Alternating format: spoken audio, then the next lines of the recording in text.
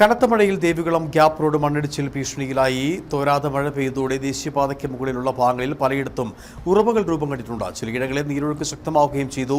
മുൻവർഷങ്ങളിലെല്ലാം തന്നെ ശക്തമായ മഴയിൽ വലിയ രീതിയിലുള്ള മണ്ണിടിച്ചിൽ ഉണ്ടായിട്ടുണ്ട്. മഴ തുടരുന്ന പശ്ചാത്തലത്തിൽ ഗ്യാപ്പ് റോഡ് വഴിയുള്ള രാത്രി യാത്രയ്ക്ക് ഇന്ന് ജില്ലാ ഭരണകൂടം നിയന്ത്രണം ഏർപ്പെടുത്തി. മഴക്കാലമായാൽ വലിയ ഭീതിയിലാണ് കൊച്ചി ധനുഷ്കോടി ദേശീയപാത കടന്നുപോകുന്ന ഗ്യാപ്പ് റോഡിലൂടെയുള്ള യാത്ര. കാലവർഷം ആരംഭിച്ച് കഴിഞ്ഞ കുറച്ച് ദിവസങ്ങളായി മഴ ശക്തമായി പെയ്തതോടെ ഗ്യാപ്പ് റോഡ് ഭാഗത്ത് മണ്ണിടിച്ചിൽ ഭീഷണിയും നിലനിൽക്കുന്നുണ്ട്. ദേശീയപാതയ്ക്കായി മണ്ണെടുത്തിരിക്കുന്ന പല ഭാഗത്തും പുതിയതായി ഉറവച്ചാലുകൾ രൂപപ്പെട്ടിട്ടുണ്ട്. മൺതിട്ടയായ ഭാഗങ്ങളിലെ ഉറവച്ചാലുകളിൽ നീരൊഴുക്കും വർദ്ധിച്ചിരിക്കുന്ന സാഹചര്യമാണ്. ഇത് മണ്ണിടിച്ചിൽ ഭീഷണിയും ഉയർത്തുന്നു.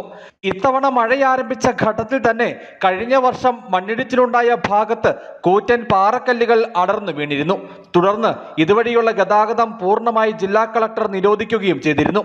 മണ്ണ് നീക്കം ചെയ്തതോടെ നിരോധനം പിൻവലിക്കുകയും ചെയ്തു. നിലവിൽ ദിവസേന ആയിരക്കണക്കിന് സഞ്ചാരികളുടെ വാഹനങ്ങളാണ് ഇതുവഴി കടന്നു പോകുന്നത്.